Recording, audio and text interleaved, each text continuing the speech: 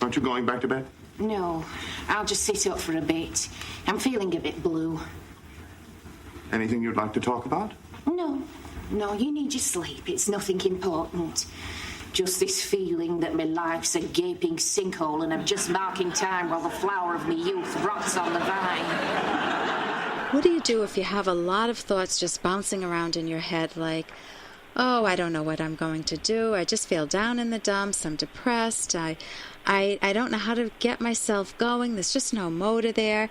What do you do with those thoughts? Most people just let them simmer and it brings them down even further. They get more and more depressed. Well, with me today, I have the absolute pleasure of introducing Dr. Judy Beck, who is the director of the Beck Institute for Cognitive Therapy and Research, and she's the president of the Academy of Cognitive Therapy, where there are wonderful resources that any of us can go to and download, and we'll get that in a moment. She's also the clinical associate professor of psychology and psychiatry at the University of Pennsylvania, and she's written books and done many workshops nationwide and internationally, and her new book is Cognitive Therapy, Basics and Beyond, with a foreword in it from the father of cognitive therapy, who is her real-life father, Dr. Aaron Beck. Welcome to the program. Thank you, Ellen. Dr. Beck, if I'm feeling depressed like that, and these thoughts are just rolling around in my head about how I just don't know what I'm doing, I just feel so bummed out, I can't get myself going, what help me with that? What would you do with all of these negative thoughts that I'm just rolling in? The first thing that I would do is to find out a specific situation in which you were having these kinds of thoughts and feeling distressed. At work and in my marriage. Right. And I might give you the choice then. Which would you like to talk about first? At work. Okay. And did these kinds of thoughts come up this week at work? They came up a lot. Okay. Can you remember one particular time when you were feeling really depressed at work? Well, I just felt very inadequate. I see my coworkers, they're cheerful. They answer the phone with a smile on their face, and I just say hello. And I just don't feel like I'm doing my job well. And so I feel inadequate. I feel very depressed. Right. Now, it's very important to realize that a part of depression is negative thinking. Everyone in the world who is depressed has negative, depressed thoughts. The good news is that oftentimes these thoughts are not true, or certainly not completely true. So what I'd like to do now is to teach you how you can evaluate an automatic thought like this and find out, is it true, is it not true, someplace in between, and then do some problem solving about it. Would that be all right? Yeah, that'd be fine. Okay. So let's look at this thought, I'm inadequate. Tell me, the first question that I would ask you is, what's the evidence that you're inadequate? Well, sometimes I arrive late to work. It's only like 5 or 10 minutes late, but it's still late. Uh-huh. And the person I work with is there right on time. Sometimes I just get frazzled. I work at a restaurant, and if I'm a little bit late, it throws everybody off. It throws their schedules off. And then sometimes when I try to help, I'm the receptionist. I answer the phone there. Yeah. But I also sometimes pitch in and help the waiters and waitresses. And I just feel like I don't know. Sometimes I've delivered the wrong order to somebody. So there is evidence that I just feel inadequate at what I'm doing. So far it sounds like, here's the evidence. Sometimes, it sounds like not every day, but sometimes you arrive late, which many of us do. Sometimes you get frazzled, which almost everybody I know does. And sometimes you make mistakes. Again, a pretty human condition. Can I ask you this, Ellen? Is there any evidence on the other side that maybe you're not inadequate, or certainly not completely inadequate? Well, they were very excited to hire me. They just think that I present myself well, that I'm very welcoming to people, even though I can stumble on the phone occasionally. Yeah. And I think the waiters and waitresses are happy that I pitch in, even if I occasionally blunder. I see. So there are some things at work that you do well.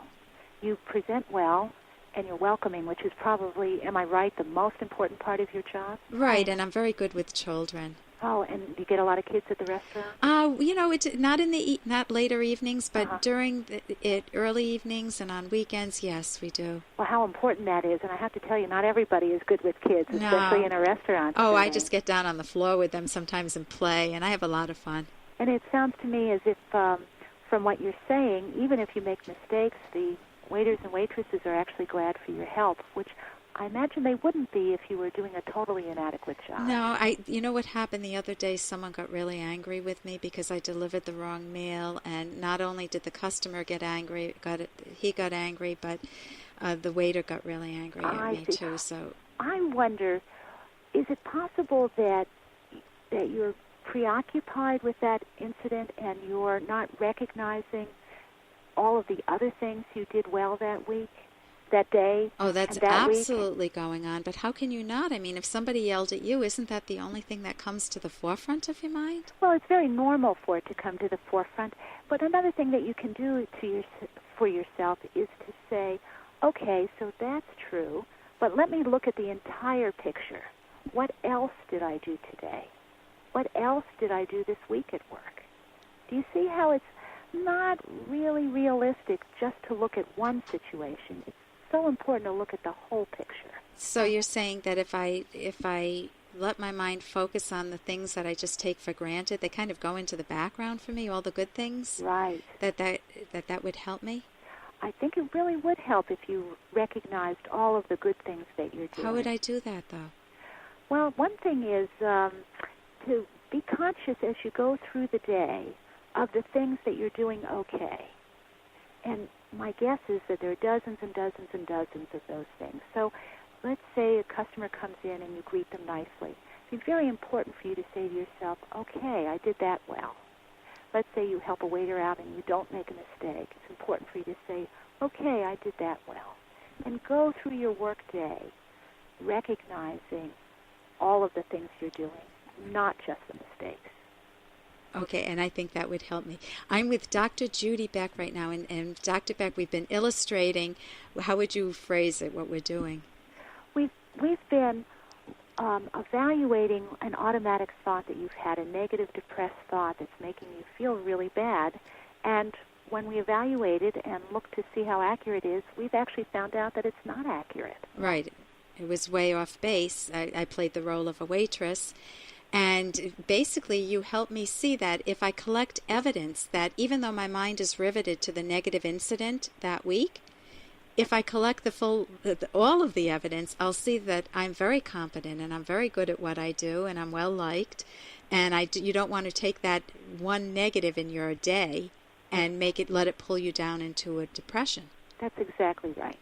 Yes, so I want to thank you so much for joining us today. This is Dr. Judy Beck, and can you give some information on how people can get in touch with the Center for Cognitive Therapy? The best way is probably to check out our website, which is www.beckinstitute.org. Okay. And if they wanted any resources, what would you recommend that they go to? Another good website is www.academyofct, like cognitive therapy, academyofct.org. Okay, and thank you so much for joining us today. Thank you. And it's been great being with you today on the Rational Basis of Happiness, and I look forward to joining you again next week right here on this same station. Your future hasn't been written yet. No one's has. Your future is whatever you make it, so make it a good one.